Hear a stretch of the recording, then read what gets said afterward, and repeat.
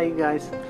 We're great. We're just thinking about last summer and what our goals were for starting a program for English language learners through a partnership with the New Paltz School District and their summer school program and the Hudson Valley Writing Project.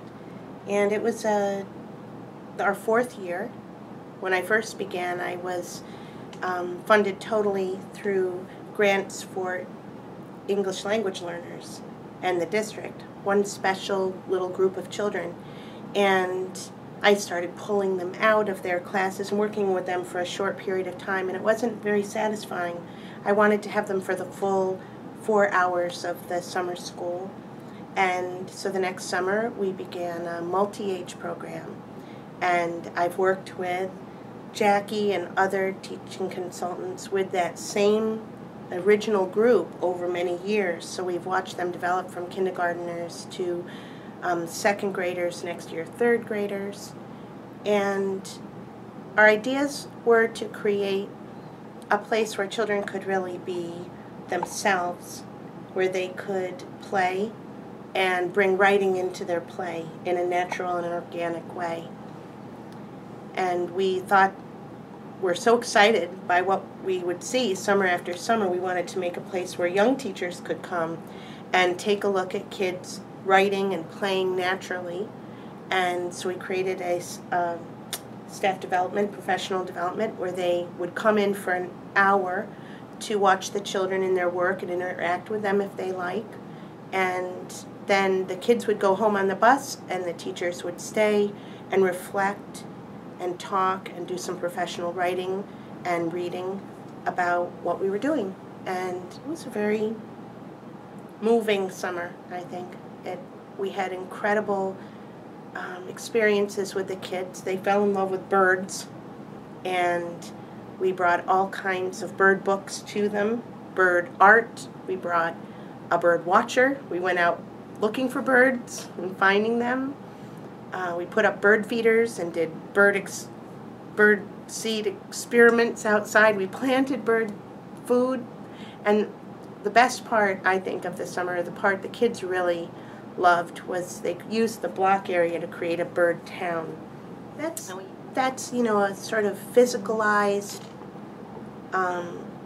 reflection of community building. We're actually building a community, and we need to be very careful of each other's buildings. We need to be careful of each other's boundaries, understand each other's strengths and weaknesses, draw from those strengths and weaknesses in order to create something beautiful that works for everyone.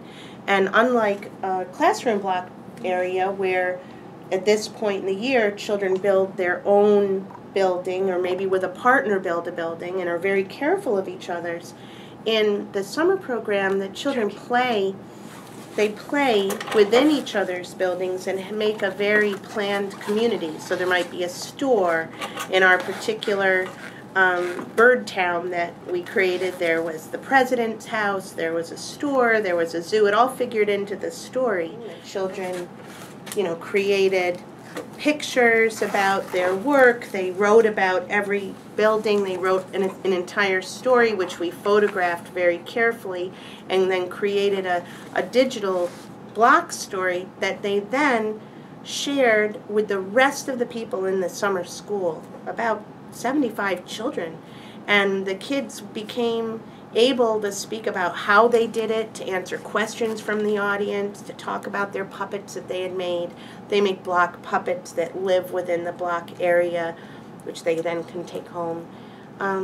What a great way to sort of put them out as leaders and speakers. I mean, if you can do a fast backtrack to where they began the first days of the summer program, and then to the last day when they're sharing this giant work and the kids are watching something they've created and see the block building still right there.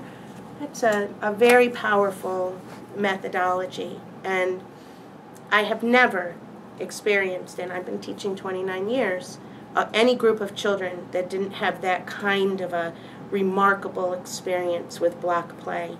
I think it's a perfect medium for young children to explore the writing process.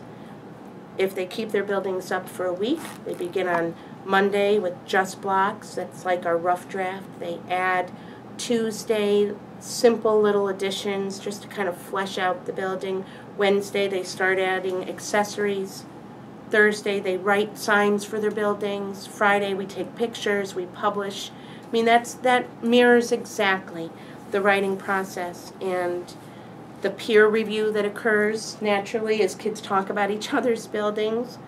The teacher edit that comes in, no, we can't go taller than our heads, or your building keeps knocking down everyone else's building. How can we solve that problem? What are some ways that we can do that?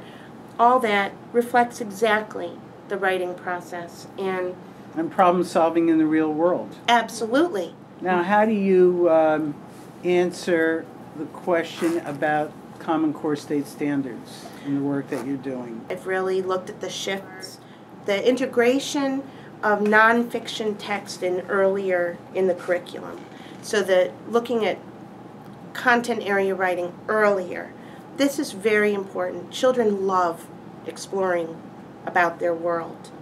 In fact, next summer's work with the ESL children in our summer program is going to be focused around a little pocket pond we found right on the school grounds as a part of our bird watching. We found this gorgeous pond. We're going to focus our work with birds too, but with the pond now, and really explore that. That's a part, we can connect up the nonfiction writing new standards with what children want to do. That we can have children write every day in multiple ways, and to explore writing as scientists, to explore writing with a poet's eye. We talk all the time in my classroom about, are we using a poet's eye or a scientist's eye? Are we using both? How are we looking at our world? The kids in my class and in the summer have a choice time that is based on writing projects. So we give them comics and journals, science journals, poetry journals, recipes that they can write, little books that they can make, writing from their art, a multitude, writing kindnesses other people have done and putting them in a kindness jar and reading them out. So many ways that they can write. That's a playful way, and it's giving kids that daily practice that the Common Core talks about, of writing across genres, writing for multiple purposes. So we can be smart about it, but we cannot forget that children need to play, and that play is what powers them. We need to join writing to their play, become partners in their play, look for opportunities within their play and say, what are they loving?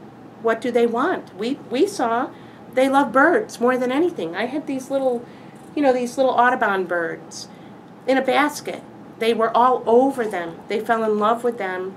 From there we learned the names of all of them, what sounds they made. We looked at a bird poem carefully and in depth. We went out. That's like striking when the moment's hot. That's good teaching. And I have my goals. They have their play goals. Making them come together feels so important, and beautiful things happen. Beautiful things that anybody could look at and say, this is excellent writing for an early emergent writer. This is strong writing, and that's what we're trying to do. Make writers that love to write.